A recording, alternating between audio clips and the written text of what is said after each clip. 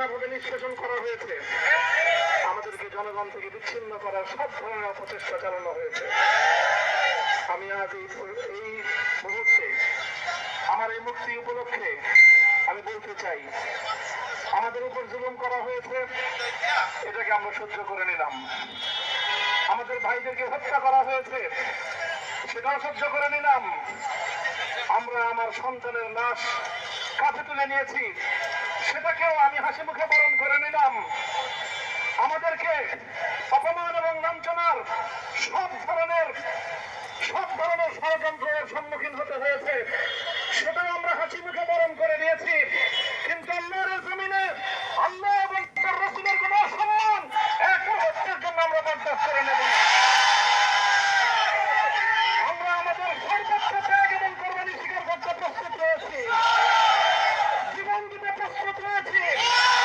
আল্লাহর জমিনে আল্লাহর দিনের ঝান্ডা সমুন্নত করেই আমাদের যাত্রা থামবে ইনশাআল্লাহ। হয়তো শাহাদাত, হয়তো খেলাফত ইনশাআল্লাহ। আল্লাহর জমিনে খেলাফত প্রতিষ্ঠার যে আওয়াজ পৃথিবীর দিকে থেকে উচ্চারিত হচ্ছে, সে আওয়াজ বাংলার জমিনে খেলাফতের এই আন্দোলনকে চূড়ান্ত গন্তব্যে পৌঁছাবে ইনশাআল্লাহ। বাংলাদেশের আলেম সমাজ, হেফাজতে ইসলাম বাংলাদেশ সহ বাংলাদেশ খেলাফত মজলিস সহ সকল ভাতৃপ্রতিম সংগঠন, সকল ধর্মপ্রাণ, ইসলামপন্থী বিভিন্ন ছোটখাটো মতবিরোধ,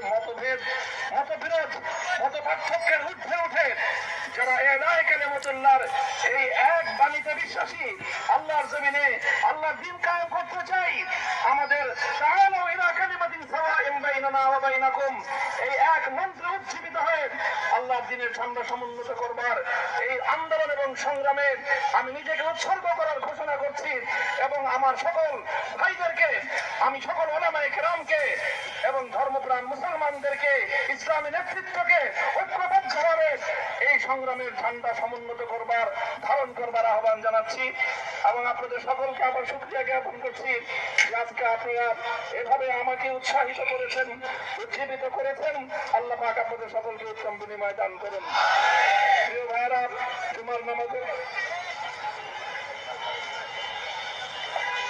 জুমার নামাজের একেবারে ঠিক আগ মুহূর্ত, এখন সব মসজিদগুলোতে জুমার প্রস্তুতি চলছে। আমরা এখন এখানে খুব সংক্ষিপ্ত দোয়ার মাধ্যমে আমাদের আজকের এই প্রোগ্রামের সমাপ্তি ঘোষণা করব। এরপরে ইনশাআল্লাহ প্রত্যেকে সুশৃঙ্খল ভাবে যার যার জায়গা মতো বা আশেপাশের মসজিদগুলোতে গিয়ে আপনারা জুমার নামাজ আদায় করবেন। আমি আবারও বলছি, আমি আমার আলোচনার শুরুতে কোরআনে পাকের সেই আয়াতটুকু তেলাওয়াত করেছিলাম, হযরত ইউসুফ আলাইহিস সালাতু ওয়াস সালাম কারামুক্তি এবং প্রকৃত যারা অন্যায়কারী ছিল, সেই অন্যায়কারীদের স্বরূপ ওনার সামনে উন্মোচিত হয়ে যাওয়ার পর, জাতির সামনে তাদের স্বরূপ উন্মোচিত হয়ে যাওয়ার পর তিনি যে কথা বলেছিলেন, আমিও নবী ইউসুফ আলাইহিস সালাতু ওয়াস সালামের অনুসারী হিসেবে তার সুরে সুর মিলিয়ে, কণ্ঠে কণ্ঠ মিলিয়ে কথাই বলতে চাই, লা তাসরিবা আলাইকুমুল ইয়াউম, ব্যক্তিগত আক্রোশের প্রতিশোধ আমরা কারো কাছ থেকে গ্রহণ করব না। সকলকে আহ্বান জানাই,